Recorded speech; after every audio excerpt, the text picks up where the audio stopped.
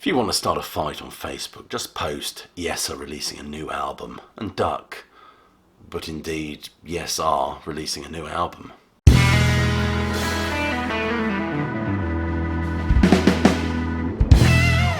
On the 19th of May, Yes are releasing a new album, Mirror to the Skies, a celestial themed album, but not a concept album.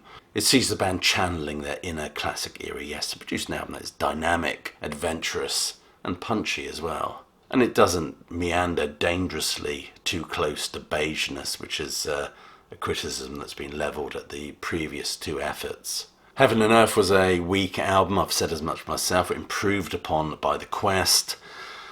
But this one is a huge prog step in the right direction. In fact, John Davison has said that I feel like everyone's focused inward to the greater circle, concentric to the core of highest standards that define Yes. It's a real challenge as a reviewer to cut through all the hyperbole and bluster that surrounds the release of a new album, especially by a classic band, to arrive at a more grounded perspective of what this album is. Steve Howe has said that this album demonstrates us growing and building again, and that certainly is apparent. It's a real step up from the previous two. Perhaps not difficult, you might say. Interestingly, I listened to a review by Darren Lokk, who was discussing the new Yes song, All Connected. He says it has a tendency to drift towards a kind of faux John Anderson babble. But is that entirely fair? Is this, as Darren Lokk would assert, just a flaccid interpretation or imitation of what Yes once were? Or is it a band just looking to faithfully continue with a certain tradition?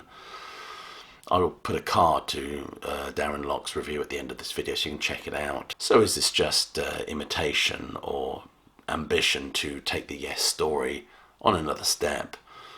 John Davison uses a quite a beautiful analogy to suggest that Yes is like an art gallery and we're just wandering into a different room. I will say this though, I have spoken to the key personnel of this band, this current incarnation of Yes, and I think they do genuinely believe that what they do is genuine and respectful to the artistic legacy of this band, whilst looking to poke around in different corners. But that is of course only a fraction of the story. I'll repeat what I said at the beginning of this video. You want to start a fight on Facebook, just say Yes are releasing a new album and duck. Nevertheless, the prog aspect have heaped praises on this record. They have said that time and time again we get drawn back to talking about the core values that Yes have espoused from day one, the USP of vocals and vocal harmonies, extraordinary musical prowess, unexpected and ambitious song structures and complex arrangements, which the prog aspect sees in abundance on this record. Yes, by the way, if you don't know, the current lineup comprises of Steve Howe, who produced some beautiful and powerful guitar phrases on this album, Jeff Downes, who is as understated as usual, I think, John Davison, Billy Sherwood and Jay Shellen, whose drumming is excellent, but it had to be really considering the big shoes he was filling. For me, this feels not so much like a mirror to the sky, but a line in the sand. Steve Howe has quite correctly said that this is an important album for this band, and he has come out of the Yes corner swinging. This album, thankfully, moves away from the more contemplative and gentler side of The Quest. The Quest, by the way, is merely the quest to keep on going, to, dare I say, a much more higher energy, more aggressive stance. I might even use the word progressive. This certainly showcases Yes reconnecting with their legacy, full of lush melodies and arrangements for which they are renowned. There's a huge step or stride in the right direction, lush arrangements, high energy, intricate, layered songs, which does nod quite convincingly to the band's classic legacy, while still navigating a path heavenwards, no pun intended, in terms of their future endeavours. To repeat my John Davison quote, that this is just another room to the expansive gallery, and this is an expansive and cinematic and thoroughly enjoyable canvas, to stick with the art analogy. And we're not talking Pollux here either, we're talking more Rubens, the opulence of all that flesh and richness.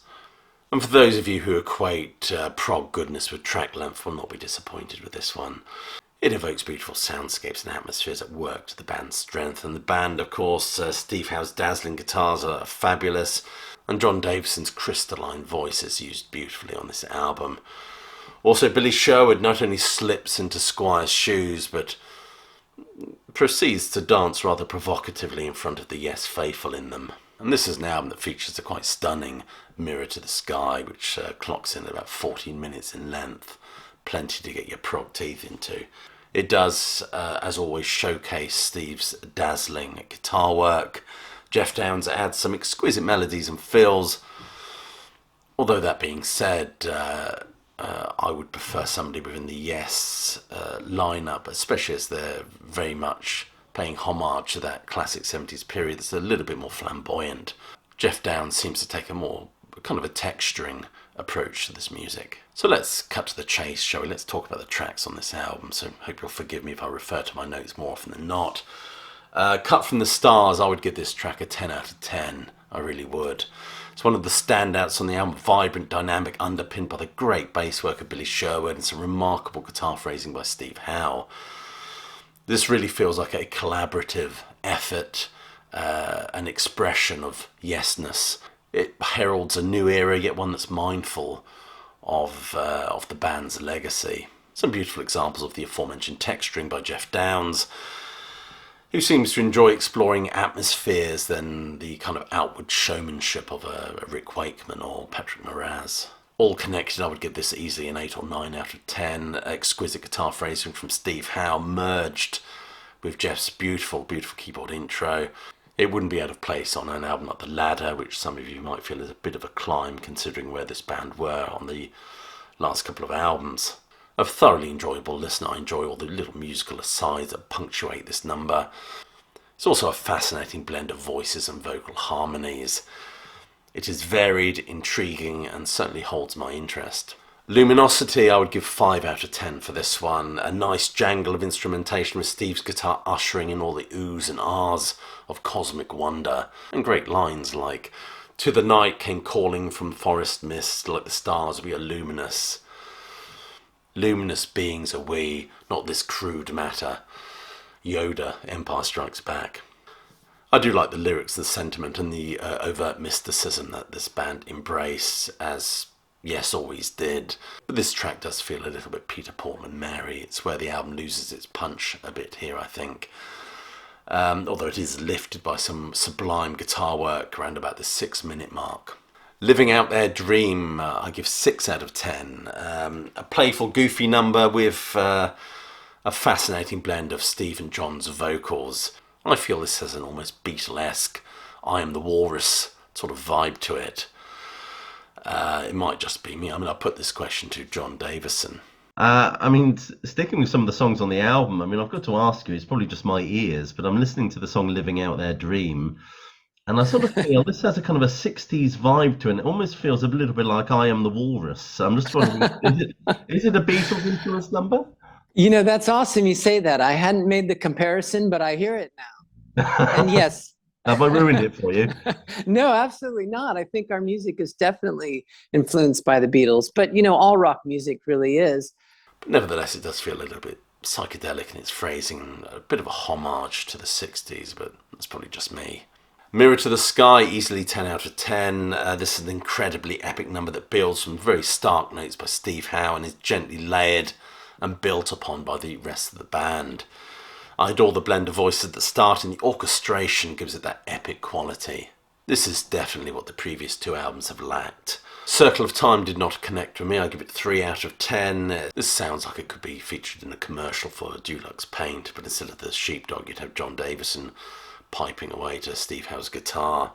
Rather anodyne number. I think Yes, this incarnation of Yes are at their worst when they become too anodyne and beige, and this track does not resonate with me, unfortunately.